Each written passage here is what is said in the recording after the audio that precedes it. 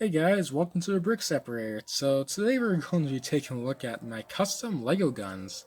So I've made quite a few of these over years, trying to improve previous designs to get better results with being able to shoot further. So we'll take a look at these one by one, and then you can let me know which one is your favorite down in the comments below. So we'll first check out this blue one right here. So here we have this blue one. This kind of modeled after the Nerf art style here. So it's blue and orange. I got a little trigger down here. Used a rubber bands to kind of pull that back. So pretty cool little trick that I've used for these.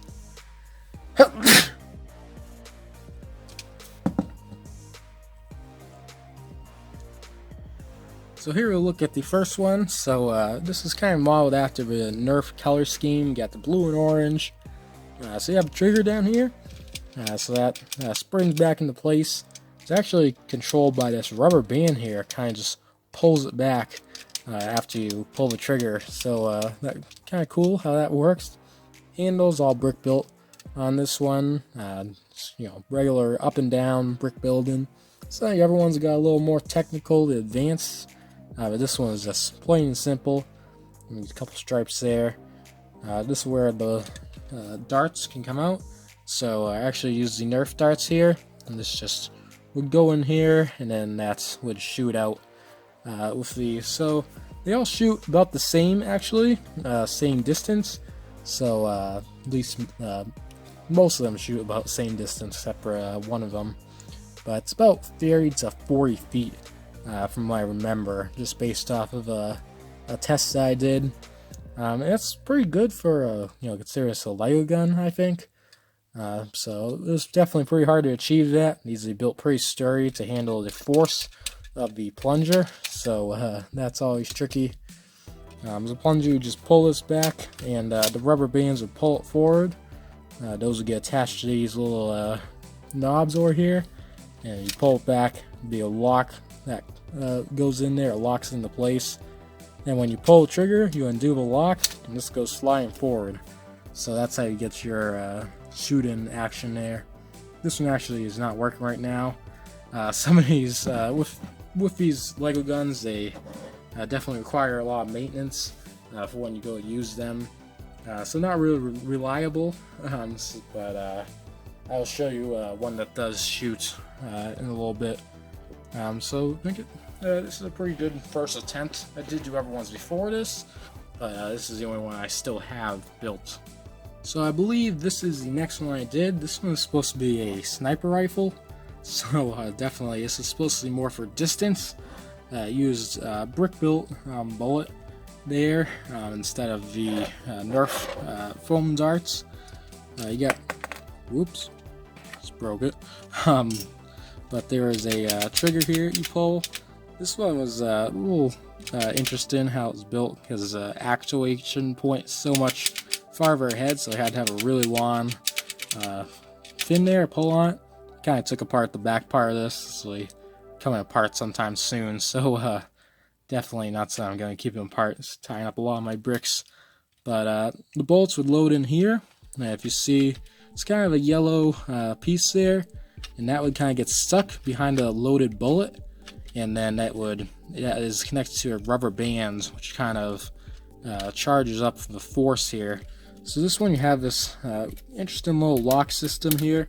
I guess external lock, but you put your bullet in there, slide it forward, and then you would just pull this down, and then it slides into this little groove that makes it so it can't go backwards anymore. But then you'd pull the trigger, and then all that force gets shot forward. So this is a pretty fun one to load up and fire, but definitely not really reliable. And also, it's kind of like shooting Nerf darts better. It definitely is a little more safer, I'd say, than this. This one's had a lot of accidents, I guess you could say. Definitely not the safest gun to use. Had a lot of cuts and scratches from messing with this one, but this does work pretty good. Aperture probably shoots the farthest of all these, I'd say, maybe just by a little bit. But I think it's a pretty neat one. I believe it's the second one I did after that blue one. So this was the third one I did of these, and this is actually my favorite one that I've done. It is based pretty heavily off of one made by Astonishing Studios, and that one was actually based off of a real Nerf blaster. I kind of stole some kind of design ideas from that one, but I did give myself a little bit of own adaptation of that design. But definitely credit to Astonishing Studios for a lot of the design here. So I used these kind of barrels here, and the gimmick to this one is that you can actually spin this barrel, and you can actually fit multiple different darts in there. So it actually holds 6 different darts at any one time. So I will load this up and then put some darts in to show you what that kind of looks like. So you just stick them in like this, and then you can get 6 of them in there, like I said. So it's pretty cool. It holds all these, and it spins with it in there. So I'll just do that for now. But you can see it spins full 360, and then we'll put one of these in and fire it. Might have just lost track of which one of these was working for me, but see, you put the dart in there. You gotta make sure you line it up with the hole there, so it doesn't. Obviously, it doesn't. You don't want to shoot the inside the gun, but this just gets pulled all the way back with the plunger, and then you can shoot this. So that one works pretty well. This is probably one of my more reliable ones. But super cool, holds a bunch of darts.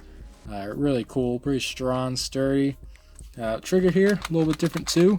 Kind of on the inside, but it's got that a slopes used for that trigger. A little bit different of a trigger mechanism as well. This is built a little different, not straight up and down building like the first two, but this one is much more comfortable to grip your hand around. I think that works pretty neat. So over up the top, you got a bunch of little detail, greeble work and stuff. And the obviously the plunger that you pull back on. So I really like this one. Yeah, it's definitely after I just dropped it, it's definitely one of my favorites. Actually, it is my favorite of the ones I've done. And then we have this one. So this one is actually pretty unique in because of the different darts that it shoots. So this actually doesn't shoot darts. It shoots these little round balls. These are these little foam balls that you can get, and it's pretty neat. So this is kind of the Nerf zombie strike kind of look. You have this little curved, I guess, what you would hold on to it. Then you got another one of these triggers here. This is what the plunger looks like in the back. So this one's a strong one.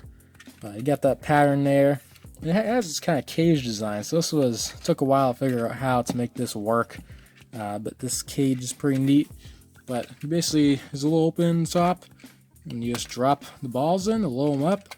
And this one you can actually hold 6 balls inside there to make that work. And they're all just gonna shoot out the front. So shoot one at a time, like that. So you load it up, and you pull the trigger.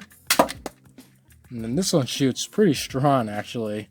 But basically, they can't just roll out because only one can fit in there at a time. So you may not be able to see the inside very well, but it just kind of catches on the plunger after it gets shot out. So multiples can't come on its own. That's pretty cool because you can just keep loading it up like this, and it can be a bunch of fun doing it that way. So this is definitely a unique one. Very different, but very fun to play around with. And definitely this is a pretty safe one to use since it uses those little foam balls. And that's all my custom Lego guns. So these are a lot of fun to make. Very cool trying to, very fun making it, seeing how far you can get to go. I feel like I've kind of maxed out, at least with the techniques I'm using. I feel like that 30 to 40 feet is about how good I'm going to get. with the techniques that I'm using. But you'll see other YouTubers use different strategies to make it fire better. This is kind of what I do. I use the rubber band strat instead of springs. A lot of people use springs, and that works a little better. But these are pretty fun. I like them all for different reasons. My favorite would probably be this one, the yellow one, then probably the green one, and then blue, and then the sniper rifle in the back. That one's just kind of a big black. Not really anything to that one, but you can let me know again which one of these is your favorites down in the comments section below. And that's gonna do it for this video. So if you liked today's video, be sure to check out some of the other ones here on the Brick Separator. See you soon.